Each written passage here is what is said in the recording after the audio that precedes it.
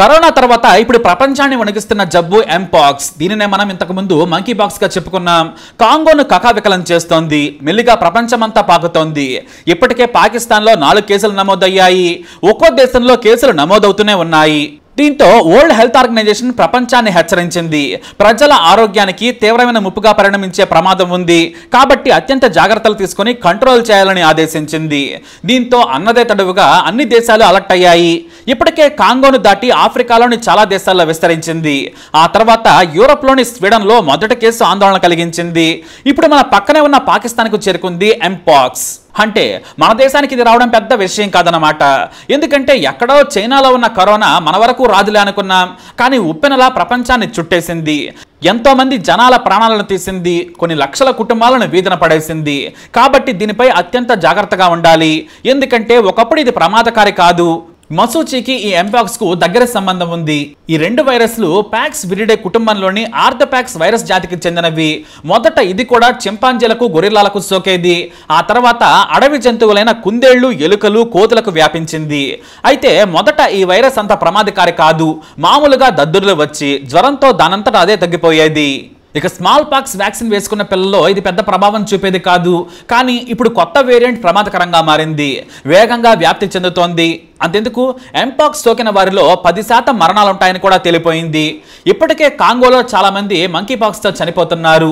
మరి అసలు ఇది ఎలా సోకుతుంది అనేది చూద్దాం. మామూలుగా అయితే మంకీ పాక్స్ ఇన్ఫెక్షన్ కు గురైన మనుషులతో సన్నిహితంగా మెలిగినప్పుడు ఈ వైరస్ మరో వ్యక్తులకు సోకుతుంది.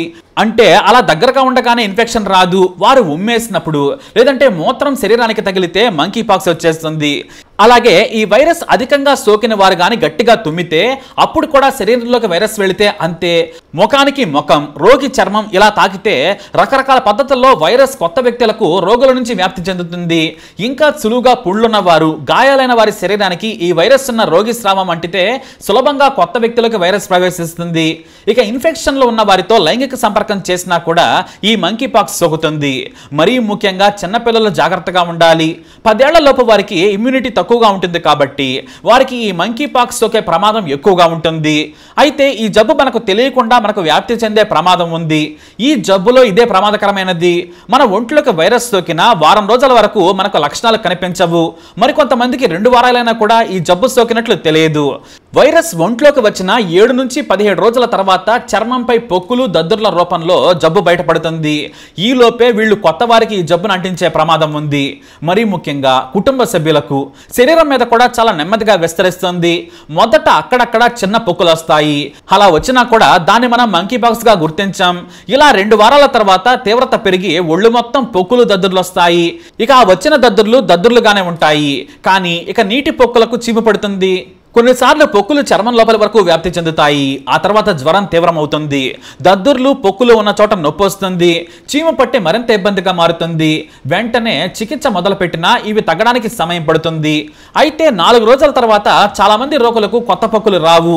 ఇంకొంతమందిలో 4 రోజుల నుంచి 8 రోజుల తర్వాత కొత్త దద్దుర్లు కానీ, పొక్కులు కానీ రావు. ఇక లింఫ్ గ్రంథులు పెద్దగా అవుతాయి. అయితే ఇక్కడ ముఖ్య విషయం గుర్తుంచుకోవాలి. దద్దుర్లు రావడానికి ముందుగా మెడ, గజ్జలు, చంకల దగ్గర బిళ్ళలు ఏర్పడి నొప్పి పెడతా ఉంటాయి. ఈ లక్షణం కనిపించిన వెంటనే అలర్ట్ అయితే ముందుగానే దీని నుంచి చికిత్స తీసుకుని బయటపడొచ్చు. మన కుటుంబ సభ్యులు, స్నేహితులు ఈ వైరస్ బారిన పడకుండా కాపాడుకోవచ్చు. ఇక మామూలుగానే ఇది తగ్గుతుంది, కానీ సమయం పడుతుంది. దద్దుర్లు, పొక్కులు మెల్లుగా మానుతాయి. కనీసం 2 వారాల్లో తగ్గిపోతాయి. ఇక పొక్కుల దగ్గర మచ్చలుంటాయి. ఇక పొక్కులు మానే సమయం నుంచి కొత్త వారికి వ్యాప్తి చెందదు. కాబట్టి జాగ్రత్తగా ఉండడం చాలా మంచిది. మరి మంకీ పాక్స్ వస్తే భయపడాలా అంటే ఖచ్చితంగా. ఎందుకంటే ఇమ్యూనిటీ లేని వారికి ఇది ప్రాణాంతకం కావచ్చు. వెంటనే వైద్యులను సంప్రదిస్తే భయపడాల్సిన అవసరం లేదు. ఇది కొత్త జబ్బు కాదు, కానీ తీవ్రత పెరిగిన జబ్బుని చెప్పొచ్చు. జ్వరానికి డాక్టర్లు పారాసెటమాల్ ఇస్తారు. ఇక దద్దుర్లు, పొక్కులు వస్తాయి కాబట్టి అవి తగ్గాలంటే యాంటీబయోటిక్స్ తప్పనిసరి. ఇక మంచి ఆహారం తీసుకోవాలి. ద్రవాలు ఎక్కువగా తీసుకుంటే చాలా మంచిది. కొందరికి సెలైన్ ద్వారా కూడా ద్రవ పదార్థాలు ఎక్కించాల్సి రావచ్చు. వీటికి ఇప్పటి వరకు టెకోవిరిమట్ అలాగే సిడోఫోవిర్ యాంటీవైరల్ మెడిసిన్స్ ఇస్తున్నారు. రోజుకు 2 సార్లు 2 వారాల పాటు తీసుకోవాలి. బ్రిన్సీ డెవోఫిర్ మందును 200 mgని డాక్టర్లు వారం పాటు ఇస్తున్నారు. ఇవి తెలుసు కదా అని సొంత వైద్యం మాత్రం తీసుకోవద్దు. డాక్టర్లు ఆయా రోగిని వాటి తీవ్రతను బట్టి మందులు సిఫారసు చేస్తారు. ఇది సులభంగానే తగ్గిపోతుంది. కానీ దద్దుర్లు పొక్కులను చూస్తే ఎవరికైనా భయం వేస్తుంది. మన కుటుంబ సభ్యులు కూడా ఇబ్బంది పడతారు, మరీ ముఖ్యంగా పిల్లలు, వృద్ధులు. కాబట్టి అప్రమత్తంగా ఉండాలి.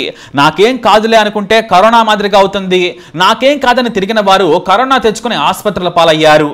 కాబట్టి జాగ్రత్తగా ఉంటే మనల్ని, మన చుట్టూ ఉన్నవారనే కాదు సమాజాన్ని కూడా కాపాడొచ్చు. అయితే మన పిల్లలందరికీ మనం ఇప్పటికే మసూచి టీకా ఇప్పించాం. దీంతో తీవ్రత తగ్గుతుందని సిసిఎంబి డైరెక్టర్ రాకేష్ మిశ్రా తెలియజేశారు. దాదాపు 85% తీవ్రత ఈ వ్యాక్సిన్ నుంచి ఉపశమనం లభిస్తుంది. అందుకే ఇంట్లో ఎవరికైనా ఈ మంకీ పాక్స్ సోకితే వెంటనే కుటుంబ సభ్యులంతా ఈ టీకా తీసుకోవాలి. దానివల్ల మీకు ప్రమాదం ఉండదు. సులభంగా తగ్గేదైనా కూడా ఛాన్స్ తీసుకోకూడదు. ఈ వ్యాక్సిన్ నుంచి రక్షణ పొందొచ్చు. అయితే ప్రపంచ దేశాలు సాయం చేసి ఉంటే గనక ఈ వైరస్ ఆఫ్రికా వరకే పరిమితం అయ్యేది. కానీ ధనిక దేశాలు పేద ఆఫ్రికా దేశాలకు మందులు, వ్యాక్సిన్ తో పాటు వైద్య సిబ్బందిని అందుబాటులోకి ఉంచకపోవడంతో ఇప్పుడు ప్రపంచవ్యాప్తం అయిపోయింది. ఆఫ్రికాలోనే కంట్రోల్ చేసి ఉంటే సరిపోయేది. కానీ ప్రపంచ దేశాలు సరిగా స్పందించలేదు. ప్రపంచ ఆరోగ్య సంస్థ కష్టపడినా కూడా ఫలితం లేకుండా పోయింది. మన వరకు వస్తే కానీ మేలుకొనే విధంగా ప్రపంచ దేశాలు వ్యవహరించాయి. ఇప్పుడు మళ్ళీ సీరం లాంటి దొంగ కంపెనీలు తాము వ్యాక్సిన్ తయారు చేస్తున్నామని ప్రకటించాయి. అంటే పనికిమాలిన వ్యాక్సిన్లతో లక్షల కోట్లు సంపాదించుకునేందుకు ఈ మాఫియా వేసే ఎత్తుగడ. కాబట్టి ముందే జాగ్రత్తగా ప్రజలు బాధ్యతాయుతంగా ఉంటే దీన్ని కంట్రోల్ చేయొచ్చు. కాబట్టి అందుకే ఇది కరోనా లాంటి జబ్బే, జాగ్రత్తగా ఉండాలని ప్రపంచ ఆరోగ్య సంస్థ ముందే హెచ్చరించింది. ఈ మంకీ పాక్స్ లోని క్లేడ్ 1P తరహా రకం వైరస్ వేగంగా వ్యాప్తి చెందుతుంది. ఇక జంతువులకు కూడా దూరంగా ఉండడం మంచిది.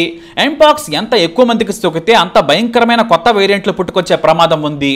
కాబట్టి జాగ్రత్తగా ఉండడం మేలు. జనంలోకి వెళ్ళినప్పుడు ఖచ్చితంగా మాస్క్ ధరించండి. ఏ మాత్రం లక్షణాలు కనిపించినా వారు ప్రత్యేకమైన గదుల్లో ఉండాలి, ప్రత్యేక దుస్తులు వాడాలి, వెంటనే ట్రీట్మెంట్ తీసుకోవాలని Tata institute of genetics and society director doctor Mishra తెలియజేశారు. మొత్తంగా అయితే వణికిపోవాల్సిన పని అయితే లేదు, కానీ అలర్ట్ గా ఉండాలి. మనం కరోనా నుంచి పాఠాలు చాలా నేర్చుకున్నాం కదా. ప్రజలు బాధ్యతాయుతంగా ఉండాలి, భయంతో ఉండాల్సిన పని లేదన్నారు మిశ్రా.